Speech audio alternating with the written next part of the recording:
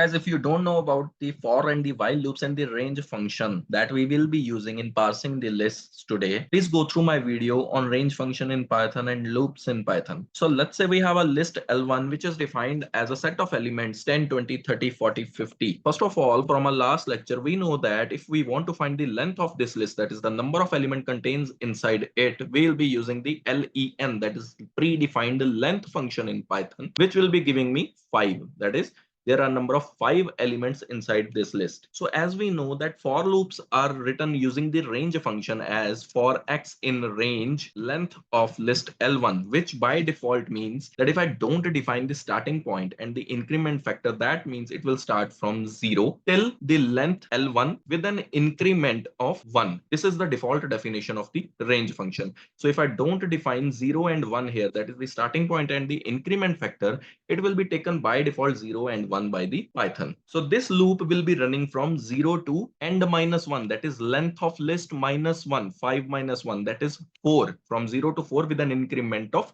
1 after each iteration. So what it will be doing, it will be applying each value, that is 0, 1, 2, 3, 4, 1 by 1 to this element x, and then we will perform certain operation of x. Say we want to print the value of x. So 1 by 1 it will be supplying the value 0, then 1, then 2, then 3, then 4, and will be printing that value. So guys, as we know from list and indexes in our last lecture, that this element is occupied at index 0. This is index 1, 2, 3, 4. So if we want to access last element inside a list, what do we do? L1 square braces length of L1 minus 1, that is length of the list, total elements contained inside the list minus 1. So this gives us the last element inside the list. Hence we will be running the range function from 0 to length of L1, because range function goes till end minus 1 point, that is length of L1 minus 1. So guys, if I want to access each element inside the list, what I'll be doing to access any element inside the list, I write the list variable, that is L1, followed by square braces, followed by the index. This index is getting supplied from the range function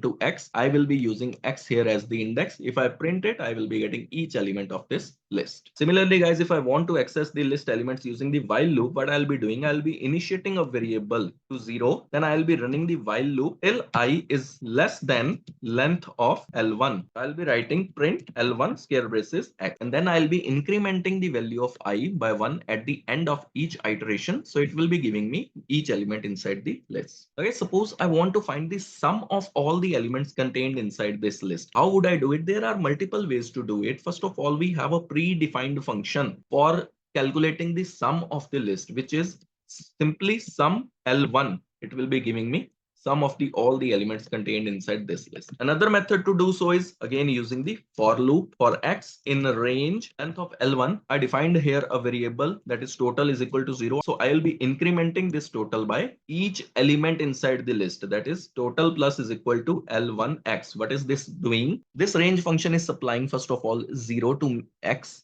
That x variable is providing me the index of the first element inside the list. So L1x will be giving me 10. As total is equal to 0, this syntax is nothing but total is equal to total plus L1x. As total is 0, but it will be doing 0 plus 10 and storing 10 inside total. Again, the loop runs, increment it by 1. Next element inside x comes 1. So L1, 1 will be 20. Now the total value is 10. 10 plus 20 is 30. So in this way, it will be continuing the loop till the last element of the list. And when the last element comes, the sum total of all the list will get stored inside this total. So if I print this total, I'll be getting the same out. So I'm accessing each element of the list using indexing and adding it to the previously calculated total. Similarly, guys, if I want to find whether a number, each number inside the list is even or odd, suppose I have list 1 till 10 and I want to know each number whether it's even or odd, what I'll be doing? So guys, I'll be running the for loop as for x in range length of L1, as I know that L1 of x, that is L1 index x, which is from 0 till length minus 1, provides me each element inside the list, and simply running an if condition over it will be providing me whether the number is even or odd. How? If this element of the list when divided by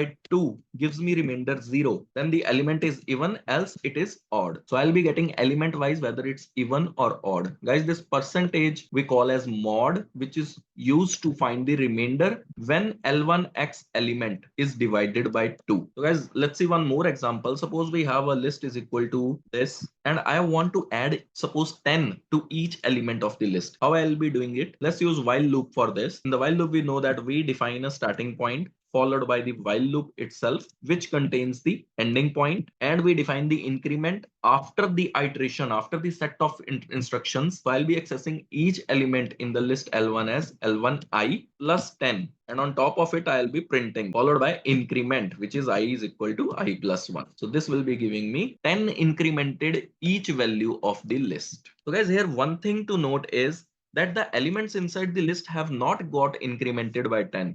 We are just printing it by incrementing 10. If I want to store the 10 incremented value back inside the element, what I'll be doing is I'll be writing L1I is equal to L1I plus 10. That is, this is current value of L1 at index I. I am incrementing it by 10 and storing it back to same index, and then incrementing the I. So now if I see the L1, it will be incremented by 10. So guys, this is all about using loops for parsing lists. Next, we'll be doing list slicing. If you're liking the video and content of the channel, please subscribe to it to receive notification of topics as soon as they are uploaded. You may post your query in comment section. You may test your knowledge through quiz that I post from time to time in the post section of my channel. So practice Python, take care of yourself, and happy learning.